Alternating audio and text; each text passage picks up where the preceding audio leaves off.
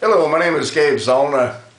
I was watching National Geographic magazine, or Animal Kingdom. I think it might have been Animal Kingdom. And it's pretty fascinating. I don't know if you've ever had a chance to watch how elephants function. You'll see them all in a row. The old matriarch, the one that has all the knowledge, the one that's been around, the one that understands where all the water holes are, the one that understands which path to take to get to the next water hole. They all follow her, and she's been around the longest, and that's why they call her the matriarch.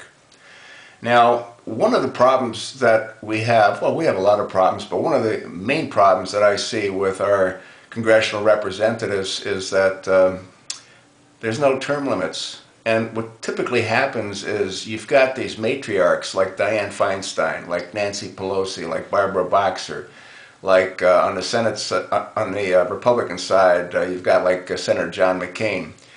I'd equate those to the matriarchs. So what happens, no different than when a new baby elephant is born. They come into the world, they open their eyes, and they look around, and everything is so new to them. They really don't know where to go next. So what they do is they first follow their mother's lead, and then they realize that the mother follows the matriarch's lead, so then they follow the matriarch's lead. It's no different between those elephants and new senators and congressmen. So here you go. They just got sworn in, right? So they're opening their eyes and they're looking around and they can't believe that they're there, and everything's so new and foreign to them. And then they look over and they see these very, very incredibly wealthy senators and congressmen and representatives. They say, oh my God, I'm actually so close to them. I'll bet you I can learn from them. I bet you no different than the matriarch. If I follow them and I do as they do, I might, with any luck, achieve the same level of success. Well, see, that's the problem. You've got these new senators and these new congressmen following these old matriarchs around. And what do? They develop the same bad habits that those matriarchs have because they want to be where those matriarchs are. And that's the problem with not having term limits. And the thing is, what some of them do, like this guy Flake, he was a congressman for, 10 years?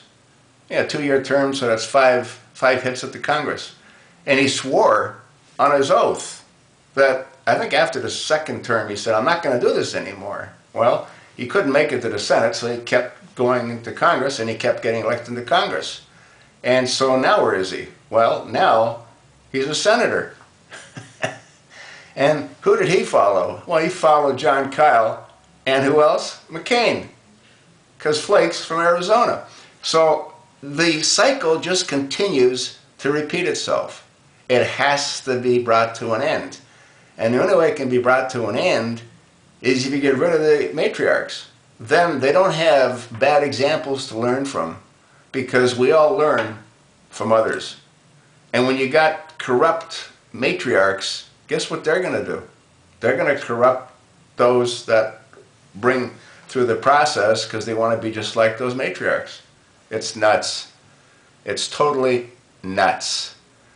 Problem is, there's no real way to stop it, because the lawmakers make the laws, and they're not going to create any laws that are going to kill our own golden goose.